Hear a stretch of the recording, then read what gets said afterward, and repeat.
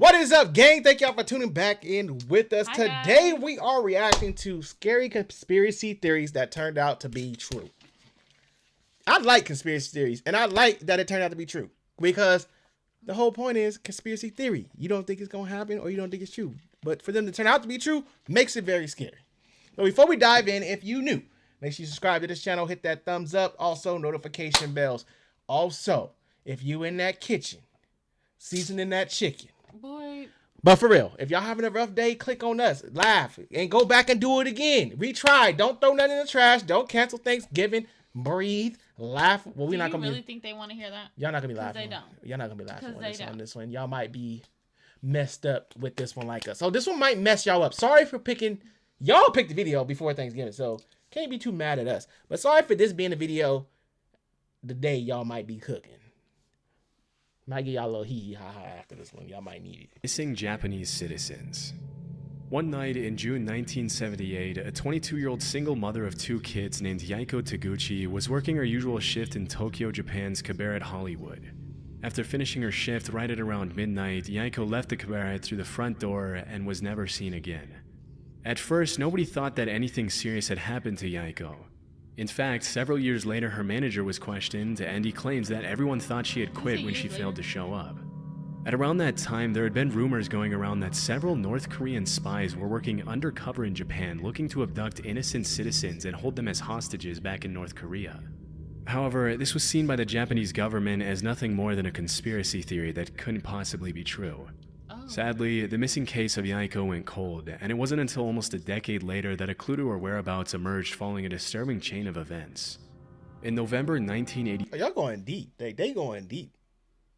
I thought we was gonna be on some like alien type stuff. I didn't know we was gonna be on some humans doing stuff and all that type of conspiracy stuff. We in a whole nother lane. As South Korea was preparing to host the Olympics in the capital city of Seoul, a Korean Airlines plane blew up in mid-air as it was flying over the Andaman Sea, taking the lives of 115 innocent people. During the investigation, it was revealed that 2 North Korean agents acting under direct orders from the North Korean government had planted a bomb in an overhead storage compartment before getting off at the first layover in Abu Dhabi. As the authorities were closing in on the 2 suspects, one of them took his life with a cyanide-laced cigarette, but the South Korean government was able to arrest the other agent responsible for the attack. During her interrogation, it was revealed that she had been training for that mission for 6 years. Dang! And that for 3 of them, she had been paired with Yaiko Taguchi, who had taught her how to speak and act like a Japanese woman so she could fly under the radar. As it was later revealed, Yaiko wasn't the only woman who had been kidnapped by the North Korean government. As of today, 17 Japanese citizens have been officially confirmed by the Japanese government as having been abducted by North Korea from 1977 to 1983. Disturbingly, a lot of them were shamelessly kidnapped in the middle of the day and thrown on a boat to North Korea. You might think that the victims were involved in something shady that put them on the North Korean government's radar, but the investigations actually suggest that most of them were average citizens who just happened to be at the wrong place at the wrong time. One woman was captured while she was walking to a knitting class, and 2 others were kidnapped on a vacation to Europe. Oh, wow. I'm still lost on the fact that you saying this stuff is happening like in broad daylight and just normal, like just getting snatched. But there do be videos floating around that you see like they just like the van pull up, just boop, grab and going. Like it do be like happening, but it's crazy that they be that fast. Another one, a 13-year-old girl, was taken as she was walking back home from school. Some of these victims were kidnapped for identity theft purposes, while others, like Yaiko, were forcefully brought to North Korea to teach the Japanese language and culture to North Korean spies. After the kidnappings were confirmed beyond the shadow of a doubt, the North Korean government had no choice but to come forward and apologize, but they claimed that only 5 of the 17 kidnapping victims were still alive. Over the next few years, the North Korean government would send what they would claim to be the cremated remains of some of the deceased victims back to Japan. However, as DNA testing would quickly reveal, pretty much all of the remains were fake, leading the Japanese government to believe that many more of the kidnapping victims were still alive. To this day, the North Korean government has stuck to its story, claiming that there are only 13 kidnapping victims and that the ones who are still alive were sent back safely to Japan. Shockingly, while the Japanese government has officially confirmed 17 kidnappings, the list of potential victims suggests that the true number could be as high as 800. Sadly, wait, what? 800? It just makes you think if they can do that, it just goes to show you when kids go missing, it's like For real. This is crazy. And that number went through the roof.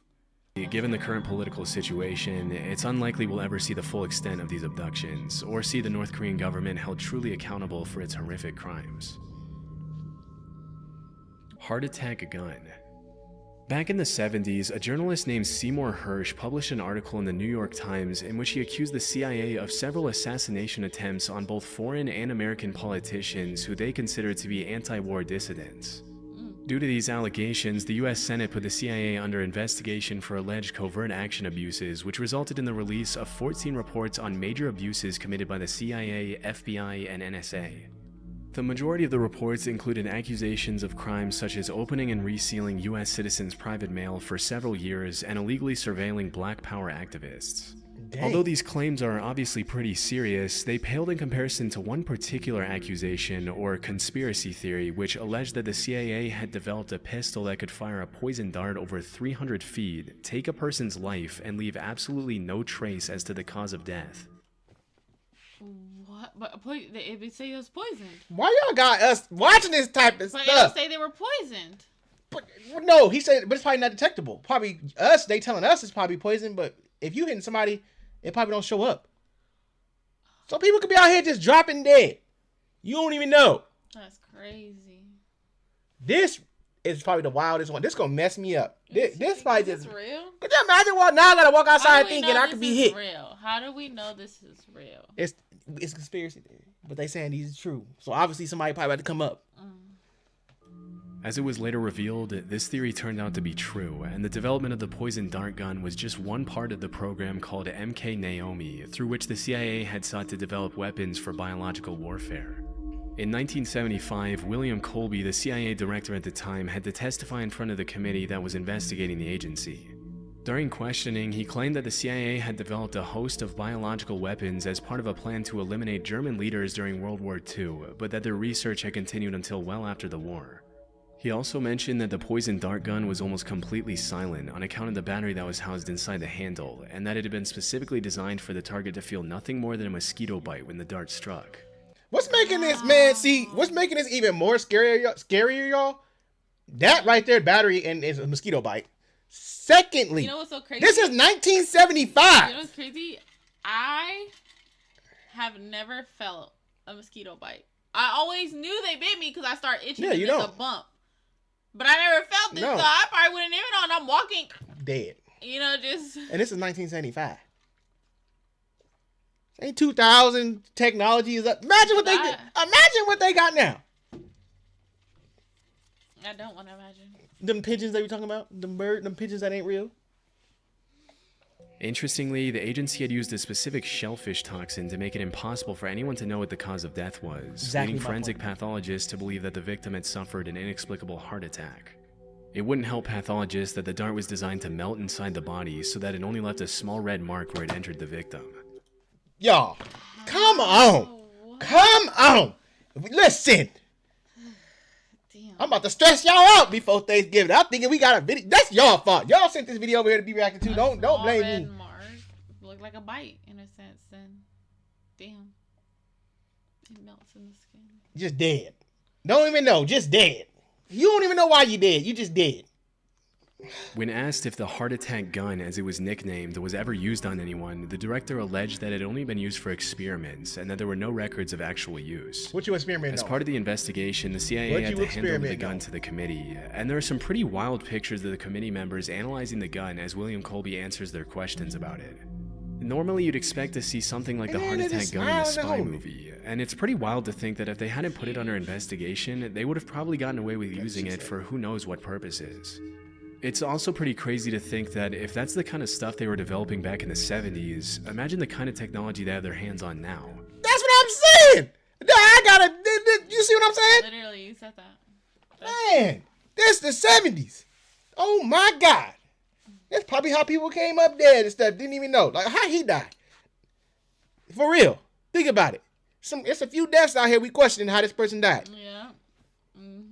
Disturbingly, the hearing was the only time the heart attack gun was ever shown publicly, and to this day, it remains unclear what happened to it after the investigation. Somebody got it. Right. Rogue This waves.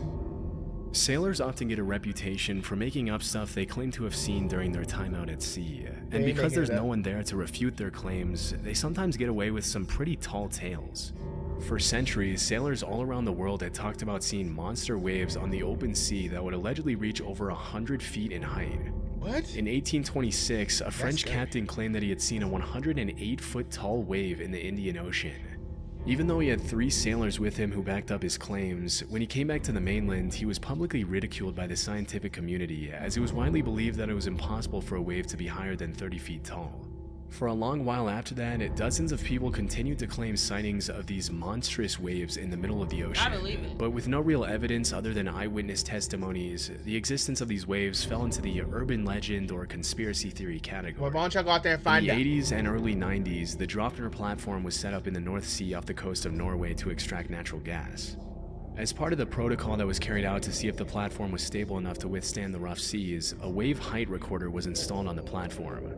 On New Year's Day in 1995, the sensor recorded an 84-foot tall wave, which served as the first real piece of evidence for the existence of rogue waves. Real piece? That's all you need. You talking about that first real piece? That's all the evidence you need. 80-something feet? At How that- much more? Yeah, at that then, because they said it was higher, remember? That's enough But for me. at that point, then there's no need for anyone to not believe it, regardless if it's more. This is crazy.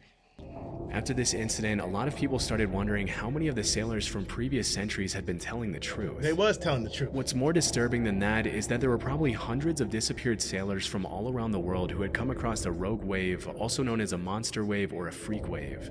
But because most people who encountered 100-foot tall rogue waves generally didn't live to tell the tale, their testimony went down into the depths of the ocean with them. Since the Draupner wave of 1995, there's been a growing interest in rogue waves brewing in the scientific community. A few years ago, a professor at the Australian National University had estimated that at any given moment there are 10 rogue waves active in the world's oceans. As of today, a rogue wave is usually defined as a wave that is twice as large as the largest waves that come up in a particular area. And while the root cause of rogue waves continues to be investigated, it's generally accepted that these monster waves appear when 2 wave crests join together at the exact right time, resulting in a massive wave that can sink even the largest ships and oil rigs. Largest ships. That's crazy. Titanic. So, that's why I don't even know why people be out there exploring in the ocean like that. Like, when they be out there just doing stuff, like, you're not taking me. You're not taking me. Take yourself. Like the people that be out there, like the tuna people and all the crab people and all that, they be on them boats out there in the middle of the night. That's their job. Listen, I get it. They get paid a lot to do dangerous stuff. And that couldn't be me, though. Couldn't be me. You would not have no crab and tuna. Listen, let them get it. I can survive without it. Don't act like I can't make it without it. If they don't go out there and get it no more, I'm good. Crab and tuna don't get me through the life. It's also been discovered that rogue waves can take place in large lakes. In 1975, a freighter named the SS Edmund Fitzgerald sank in Lake Superior under some pretty mysterious circumstances, with a lot of people in the scientific community coming up with all kinds of hypotheses to explain the incident. It wasn't until several years later that the scientists started theorizing that the vessel could have fallen prey to a set of 3 consecutive killer rogue waves. A phenomenon referred to as the Three Sisters, in which the first wave destabilizes the ship, the second wave hits the ship's deck before it can stabilize again, and the third wave overloads the ship with more water than it can take on. If this were true, it could also provide an explanation for the mysterious sinking of other large ships in oceans around the world over the past few centuries, but this might be a bit more difficult to prove. Poisonous alcohol. In January 1920, the 18th Amendment to the U.S. Constitution was successfully ratified, triggering a 13-year period known as Prohibition, during which the production, sale, and transportation of alcohol was made illegal. During this period, the government enforced some pretty strict measures to prevent bootlegging of alcohol, which made the alcohol black market flourish like crazy. Wow. It was pretty much a playground for the mafia, in which the government would raid one bar and another one would crop up in just a few days' time. While all of this was happening, there were some pretty messed up rumors floating around that the US government was taking extreme measures to make sure people weren't consuming alcohol. These included allegations that the government was intentionally poisoning alcohol to make people who consumed it sick. For a while, this remained something of a conspiracy theory, but things took a turn pretty quickly on New Year's Day 1927 when 41 people died from alcohol poisoning at New York's Bellevue Hospital. Disturbingly, the autopsies revealed that a lot of the victims had been drinking industrial methanol, otherwise known as wood alcohol, which can be fatal even at low doses. It turns out that the government had forced companies to denature industrial alcohol to make it undrinkable since 1906, which was far before Prohibition. But when the crackdown on alcohol started, the government ordered these companies to add quinine, methyl alcohol, and other toxic chemicals to discourage people from drinking it. Dang. The reasoning was that if black market dealers knew their alcohol had been poisoned, they wouldn't dare distribute it knowing how dangerous it would be for their customers to consume. I guess they forgot to factor in that the demand for alcohol at the time was absolutely insane, and that black market dealers didn't care who lived or died from consuming their product. It wasn't until December 1933, 6 years after the Bellevue incident, that the federal government finally toned down their abstinence from alcohol policies. But by then, thousands of Americans had already been poisoned with contaminated alcohol. Gorillas. Nowadays, there's really nothing too shocking about seeing a gorilla in a zoo or on TV, but there was once a time when gorillas were considered to be in the same category as the chupacabra, the Jersey Devil, Bigfoot, and the Loch Ness Monster. Wait a minute. Huh? Wait a minute. I knew about the Loch Ness Monster and Bigfoot. What was it? There was a chupacabra, Loch Ness Monster, gorillas. Yeah, I think that was it. No, there was one more that I ain't never heard of. Where he at? Watch. Nothing too shocking about seeing a gorilla in a zoo or on TV, but there was once a time when gorillas were considered to be in the same category as the chupacabra, the Jersey Devil. What's a Jersey Devil? I don't know what that is. I didn't see that one. It's just me. What is that? It looks like a rooster. What in the world is a Jersey? I'm gonna look it up after this. Bigfoot and the Loch Ness Monster. I was able to find that up until a couple of centuries ago, gorillas were considered cryptids, which are animals that are believed by some to exist somewhere in the wild, but whose existence has never been proven. With most of these creatures, alleged sightings often turn out to be hoaxes, but obviously in the case of gorillas, what were once just rumors turned out to be true. Western explorers wouldn't come across a gorilla until around the 1500s, when an English explorer named Andrew Battelle was captured by the Portuguese off the coast of West Africa. While he was held captive on the mainland, Battelle described these disturbing, giant, ape-like creatures that would occasionally prowl around his campfire, but because he had never seen a similar creature before, he described them more as monsters than as animals. Battelle's description sent the rest of the world into what we can only call a gorilla frenzy, with all kinds of rumors being spread about these allegedly bloodthirsty, dangerous creatures living in exotic parts of the world. Over the next couple hundred years, the buzz around gorillas grew as explorers in Africa sent back illustrations of gorillas to Europe, which were often given to royalty and emperors as rare gifts. If you were to ask any European back then what a gorilla was, they would have described it in a similar way to how we describe Bigfoot or the chupacabra nowadays. They were thought of more as mythical monsters than regular animals. It wasn't until over 200 years or so later that an American naturalist named Thomas S. Savage found a gorilla skull in 1847 during an expedition to Africa, which was the first piece of real proof for the existence of these animals.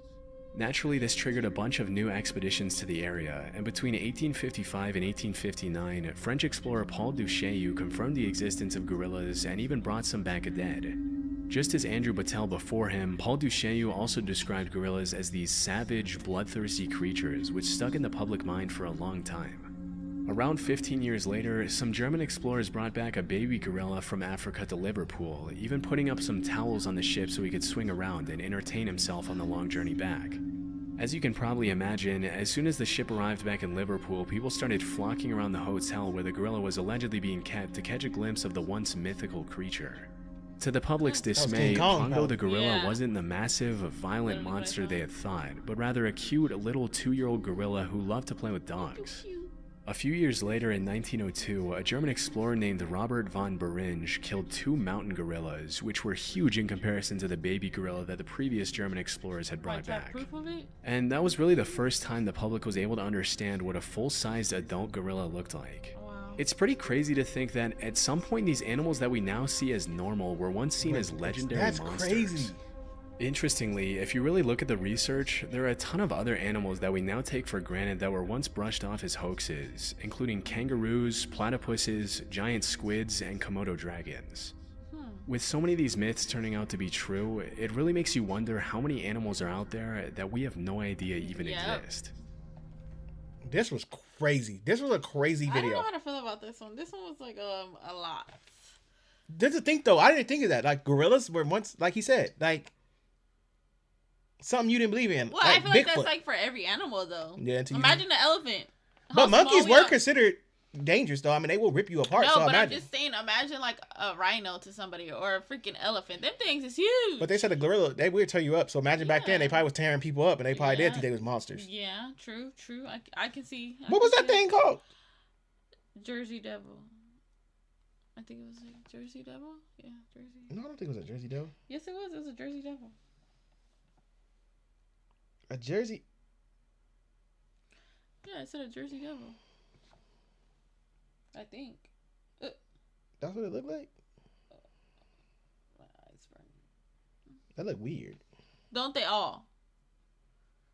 I mean, if we saw something like that creeping around, I mean, I think somebody would have saw that. That's a little weird. It's giving a lot of animals. I don't know what that is. It's giving a lot of animals. Looking like Jeepers Creepers. That, I ain't never heard of them. See, now y'all gonna have me in a rabbit hole tonight, playing around with y'all. Here y'all go. Just dropping off stuff to send people down the rabbit hole. But this was a lot of stuff going on in this video.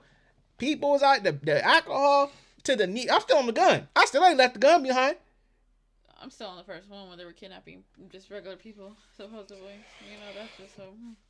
Y'all, you know what? Let us know what you guys thought about it down below in the comment section. I hope y'all burn y'all mac and cheese for this. I hope y'all do. Because y'all want to send stuff over here like that. I really do. And let us know if you guys ever heard of any other crazy things like this. Yeah, because we wanna, check it out. Maybe upload it on Thanksgiving for y'all since y'all like sending it to us before Thanksgiving. But anyways, thank y'all for tuning in with us. See y'all on the next one.